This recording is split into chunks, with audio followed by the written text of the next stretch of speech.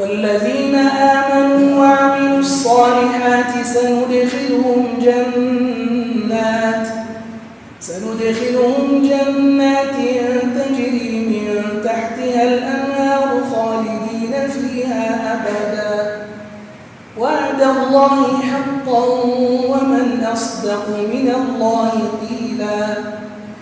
ليس بأمانيكم ولا أماني أهل الكتاب من يعمل سوءا يجز به ولا يجد له من دون الله وليا ولا نصيرا ومن يعمل من الصالحات من ذكر أو أنثى وهو مؤمن فأولئك يدخلون الجنة ولا يظلمون نقيرا ومن أحسن دينا